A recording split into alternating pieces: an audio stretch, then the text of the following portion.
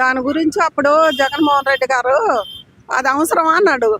అది అవసరమా అని ఆయన అన్నాడు. కానీ చంద్రబాబు నాయుడు కానీ ఇప్పుడు పవన్ కళ్యాణ్, లోకేష్ బాబు దాన్ని కట్టి చూపియాలని వారు నిర్ణయం చేసుకుని వాళ్ళ నిర్ణయం చాలా మంచిది. అంటే ప్రజలకు కూడా ఇది ఉపయోగపడేదే కదా. ఇప్పుడు ప్రజలు కూడా దీనికోసమే కదా ఇన్ని రోజులు వెయిటింగ్ చేసింది. అందు గురించి వాళ్ళు మంచి నిర్ణయం చేసుకొని చేస్తాను, అది కరెక్టే కదా.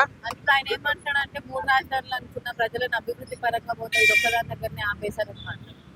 3 అంటే ప్రతి ఒక్కళ్ళు కూడా అలా జగన్మోహన్ రెడ్డి అంటే ఎవరికి కోపం. కానీ ఇప్పుడు 3 అనే నువ్వు పక్క సైడ్ అయిపోయినావు.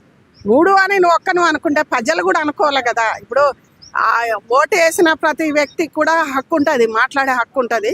సరే వాళ్ళు మాట్లాడకున్నా దాని మధ్య తరగతి ఇంకా నీ వెనక ఉన్నోళ్ళే. కానీ యువతల పార్టీ వాళ్ళు, తెలుగుదేశం వాళ్ళు కూడా ఎతకారిద్దరు. 3 వద్దన్నారు, అదే కావాలన్నావు. పట్టిన కుందేలకు నువ్వు 3 అన్నావు, వాళ్ళు 4 అన్నారు అని అలా నువ్వు అక్కడే ఆగిపోయినావు. అది బిల్లు పాస్ అయింది, అది కట్టాలని నిర్ణయం తీసుకోను. మంచి నిర్ణయం. అయ్యో చాలా సంతోషం. పాపం ఆ రైతులు కూడా ఎంత బాధపడ్డారు.